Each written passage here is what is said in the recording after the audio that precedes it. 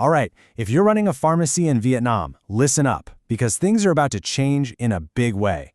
The government has just rolled out a whole new set of laws and tax rules, and they're going to completely transform how you do business. In this explainer, we're going to break down absolutely everything you need to know to stay compliant and get ahead. We have a ton to get through, so let's just dive right in. First, we'll walk through the new legal landscape.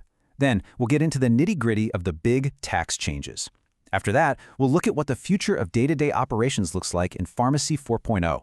We'll also tackle some of the most common questions you might have, and then we'll wrap it all up with a clear, simple action plan for you. So, where do we even begin with all this? Well, we have to start with the foundation of it all, the new pharmacy law itself. This is really the bedrock for every single change we're going to talk about today, so it's absolutely crucial to get a handle on what's new. Okay, first things first. You can pretty much forget everything you thought you knew about the old regulations. Seriously, the old rulebook is officially a thing of the past. We are talking about a complete and total overhaul, a brand new legal framework that's going to govern pretty much every aspect of your pharmacy.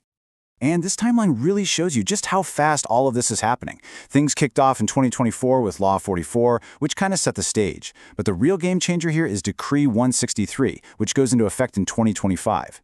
You need to think of this as your new Bible because it makes all those older decrees totally obsolete. On top of that, you've got new circulars for GPP standards and e-prescriptions coming online. And, just as a heads up, looking a bit further down the road to 2026, the business license tax is going away completely. All right, we've got the legal stuff down. Now, let's talk about what's on everyone's mind: money. The new tax system is, without a doubt, a huge shift, and it's going to have a direct impact on your bottom line. This is really all part of a bigger government push for more transparency and a more modern industry. 1 billion Vietnamese dong. Go ahead and burn this number into your brain. It is the single most important figure in all of these new tax rules. It's the magic number that's going to decide your pharmacy's tax future. So why is this number such a huge deal? Because it's the brand new annual revenue line in the sand.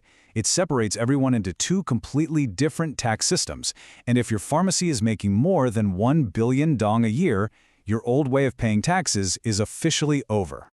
So depending on which side of that 1 billion dong line you fall on, you've got two very different paths ahead. If you're under a billion, you can stick with the lump sum tax. It's simple, right? No account needed, you just pay a flat 1.5% tax. But here's the catch, and it's a big one. You can't deduct any of your business expenses. Now, if you're over that billion dong mark, you don't have a choice. You're automatically on the declaration tax path.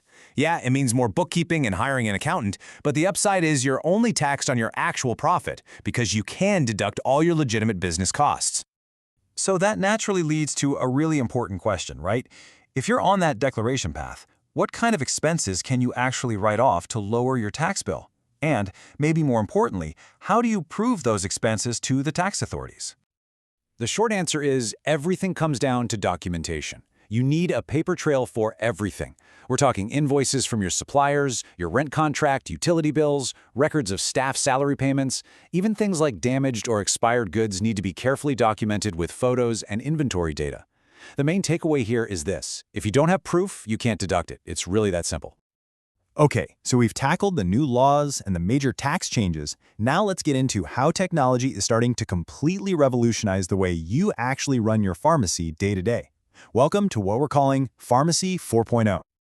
The heart of this Pharmacy 4.0 idea is the e-invoice. And let's be clear, this is not just some fancy digital receipt you email to a customer. No, this is a live, direct connection from your point-of-sale machine straight to the tax authority's data system.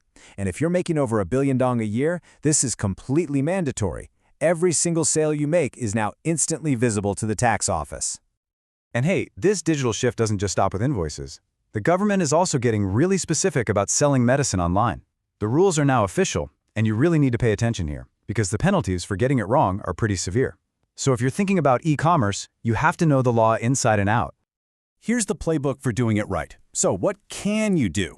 You are allowed to sell non-prescription drugs online, but, and this is a big but, only through an official e-commerce platform or your own dedicated website. And here's a big one. Before you can complete any sale, you must provide an online consultation to the customer. Plus, you have to save a record of every single one of those consultations for at least 2 years.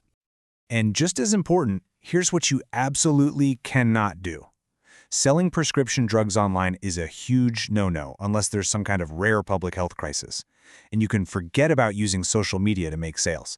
That means Zallo, TikTok, Viber, they are all off limits for selling medicine.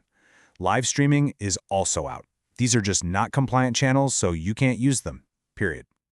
I know this is a ton of new information, and it probably brings up a whole bunch of questions. So in this next section, we're going to tackle some of the most common concerns we've been hearing from pharmacy owners just like you. Okay, let's imagine a nightmare scenario. It's a super busy day, customers are lined up, and suddenly, bam, your e-invoice POS machine dies. You can't issue any official invoices. Does the panic set in? Are you about to get a massive fine? Well, the short answer is no, not if you follow the right protocol. First thing you do, don't panic. The absolute most important step is to be proactive. As soon as that machine goes down, you need to call your local tax authority and report the malfunction. Then, you immediately start keeping a manual logbook of every single sale. This shows them you're doing everything you can to stay compliant while you work on getting the system fixed. All right, let's move on to another really hot topic, your business structure. A lot of pharmacies have operated this way for years. You're the owner, but the name on the official pharmacist license is someone you've hired to be the responsible professional. The big question is that setup still legal? And the new law is crystal clear on this one. The answer is a hard no. The person who is the professionally responsible pharmacist must also be the person registered as the head of the business. Basically, the days of renting a license are completely over. If the names on the professional license and the business registration don't match, both the owner and the pharmacist can face some really heavy fines. Whew, okay, we have covered a lot of ground. So let's bring it all home. How do we take all of this information and turn it into a clear, straightforward action plan for you and your pharmacy? Here it is, your 4-step checklist to get compliant. Step 1, assess your revenue. Go back and look at your 2024 sales and figure out if you're over or under that 1 billion dong line. Step 2, upgrade your system. If you are over the threshold, it's time to get a compliant POS system with e-invoicing and start saving every single expense document. Step 3, verify your license. Double-check that your business registration lists the responsible pharmacist as the legal owner. If not, you need to get that fixed right away. And finally, step 4, plan for digital. If you want to sell online, make sure you're using a compliant platform and have a solid process for those mandatory online consultations. Look, these changes are significant, there's no doubt about it, but they're also a huge opportunity. This is a chance to modernize your business, to professionalize your operations, and really, to get ahead of the curve. The future of pharmacy in Vietnam is happening right now.